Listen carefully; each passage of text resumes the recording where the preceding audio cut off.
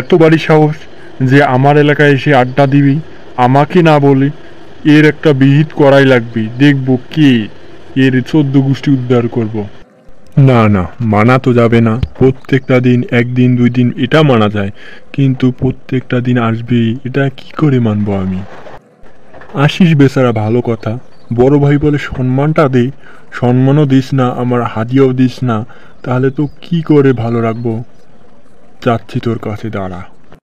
এ স্যাংরা, এই তুই প্রত্যেকটা দিন এতে বসে থাকিস, এটা তুমি মানবেন না। তুই এটা কে? বড় ভাই, আমি একটা জরুরি প্রয়োজনে এখানে এসেছি।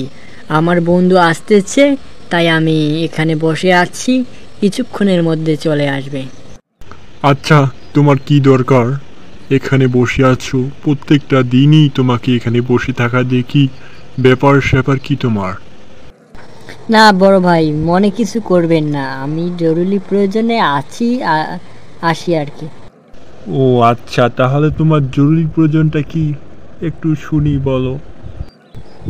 জি বড় ভাই, আমার বন্ধুটা আসবে, আসলেই জানতে পারবেন।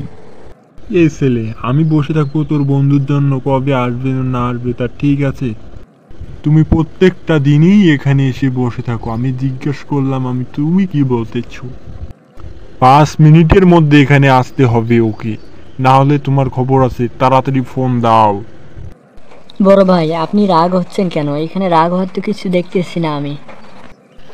বেয়াদব ছেলে কোথাকার, আমার মুখে মুখে তর্ক করো, আবার বলো রাগ হওয়ার কিছু নেই।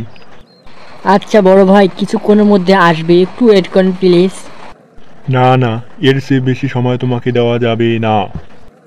বড় ভাই, একটু ওয়েট করেন, একটু।